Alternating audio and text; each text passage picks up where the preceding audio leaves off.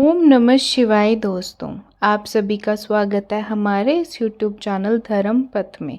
दोस्तों, आज हम पढ़ेंगे होई अष्टमी व्रत कथा। होई अष्टमी व्रत कार्तिक मास के कृष्ण पक्ष की अष्टमी तिथि को मनाया जाता है। यह व्रत कार्तिक माह में करवा चौथ के 4 दिन बाद और दीपावली से 8 दिन पहले किया जाता है। जिस वार की दीपावली होती है, होई आठ्यों भी उसी वार की पड़ती है। इस व्रत को वे स्त्रियां ही करती हैं जिनके संतान होती है। यह व्रत 2025 में 13 अक्टूबर को मनाया जाएगा।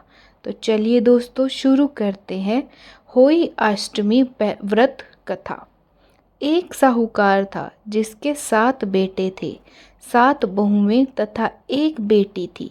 दीपावली से पहले कार्तिक बदी अष्टमी का 7 बहुएं अपनी इकलौती ननंद के साथ जंगल में मिट्टी खोद रही थी। वहीं स्याहू की माद थी। मिट्टी खोदते समय ननंद के हाथ से सेई का बच्चा मर गया। स्याहू माता बोली कि मैं तेरी कोख बांधूंगी। तब ननंद अपनी 7 भाभियों से बोली कि तुम में से मेरे बदले कोख कौन बंधवाएगा। तभी सभी बहनों ने कोख बंधवाने से इनकार कर दिया, परंतु छोटी भाभी सोचने लगी कि यदि मैं कोख नहीं बंधवाऊंगी तो सासू जी नाराज होंगी।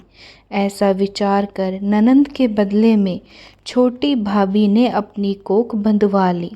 इसके बाद जब उसे जो लड़का होता तो 7 दिन बाद मर जाता। एक दिन उसने पंडित को बुलवा कर पूछा, मेरी संतान 7वें दिन क्यों मर जाती है।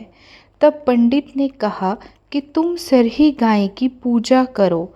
काली गाय सयू माता की भ्याली है, वह तेरी कोख छोड़े तब तेरा बच्चा जिएगा।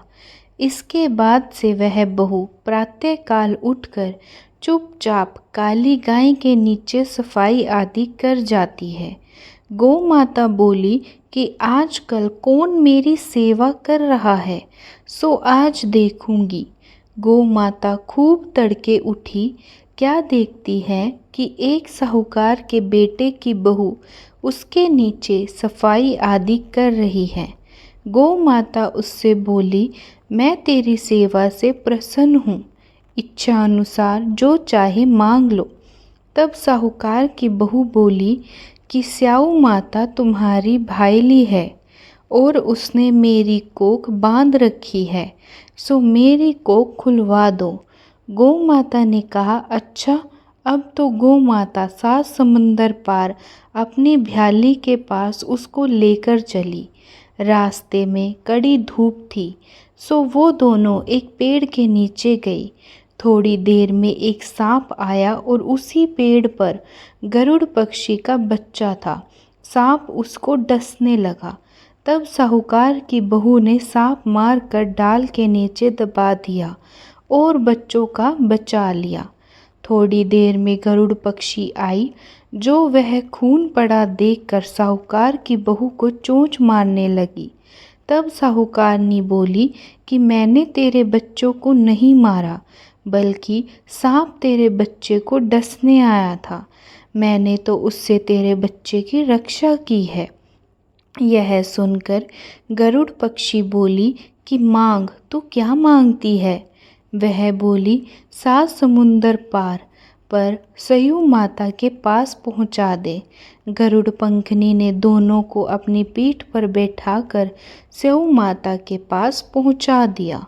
सयू माता उन्हें देखकर बोली कि बहन बहुत दिनों में आई।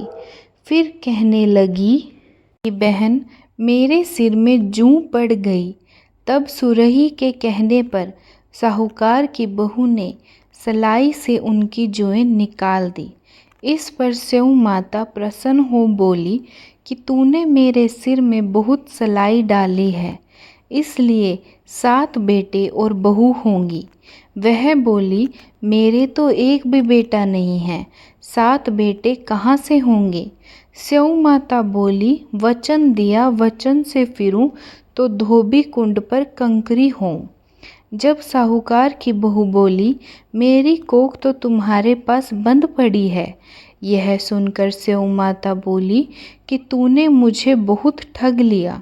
मैं तेरी कोख खोलती तो नहीं, परंतु अब खोलनी पड़ेगी। जा, तेरे घर तुझे 7 बेटे और 7 बहुएं मिलेंगी। तू जाकर उजमन करियो, 7 होई बनाकर 7 कड़ाही करियो। यह लौट कर घर आई तो देखा 7 बेटे 7 बहुएं बैठी हैं। वह खुश हो गई। उसने 7 होई बनाई, 7 उजमन किए तथा 7 कड़ाही की। रात्रि के समय जेठानियाँ आपस में कहने लगी कि जल्दी जल्दी नहाकर पूजा कर लो, कहीं छोटी बच्चों को याद करके रोने ना लगे। थोड़ी देर में उन्होंने अपने बच्चों से कहा, अपनी चाची के घर जाकर देख आओ कि वह आज अभी तक रोई क्यों नहीं।